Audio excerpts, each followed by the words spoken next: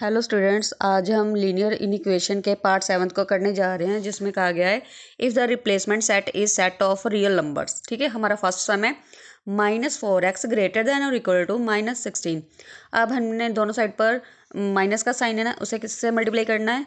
-1 से, ताकि हमारी एक्स टर्म जो है पॉजिटिव हो सके। ठीक है, माइनस से मल्टीप्लाई किया तो हमारी दोनों टर्म्स क्या हो गई? पॉजिटिव हो गई। साइन ऑफ इनइक्वालिटी क्या है? चेंज हो गई। साइन जो है चेंज हो गए, जो ग्रेटर देन था वो लेस देन और इक्वल टू हो गया।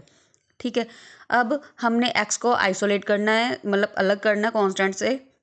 ठीक है, तो जो 4 था उससे हमने 16 को डिवाइड किया तो हमारे पास क्या आ गया? 4 आ गया। इसी तरह से हमारे पास फिर क्या सोल्यूशन सेट आएगा?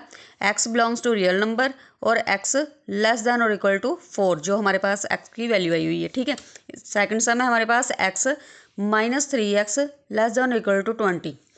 अब x की टर्म यहीं पर रहने देंगे और कांस्टेंट एक साइड पर करेंगे। 20 में से 8 गए, 12 आ गए और x term as it is -3x रह गई। ठीक है, फिर x के साथ माइनस का साइन है, फिर हम मल्टीप्लाई किससे करेंगे? -1 से, ताकि वो पॉजिटिव हो सके। एक्स की टर्म जो है पॉजिटिव हो गई x, और 12 जो है उसके साथ माइनस का आ जाएगा।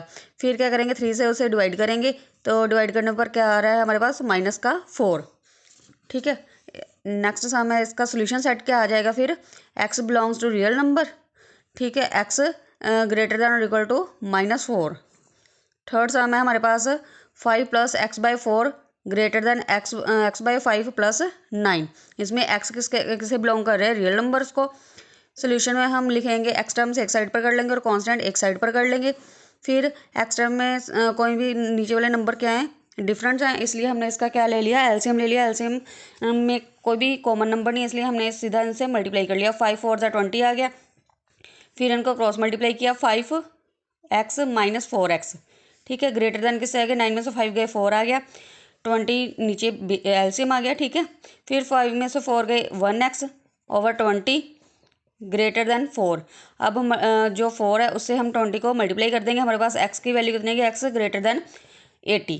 ठीक है, हमारे पास सोल्यूशन सेट क्या आएगा फिर? x बिलोंग से कर रहे हैं रियल नंबर को एंड x ग्रेटर देन है 80 से। फोर्थ सम है हमारे पास x + 3/8 लेस देन x - 3/5। इसमें हम क्या करेंगे? पहले क्रॉस मल्टीप्लाई कर लेंगे। 5 को x + 3 से मल्टीप्लाई करेंगे, फिर 8 को x - 3 से मल्टीप्लाई करेंगे। हमारे पास क्या आएगा? 5x + 5 3 = 15 less than 8x - 8 3 = 24। ठीक है, इसे पहले हमने एक्सपेंड कर लिया, फिर रीअरेंज करेंगे। डैट मीन्स के एक्स टर्म्स एक साइड पर कर लेंगे और कांस्टेंट टर्म्स एक साइड पर कर लेंगे।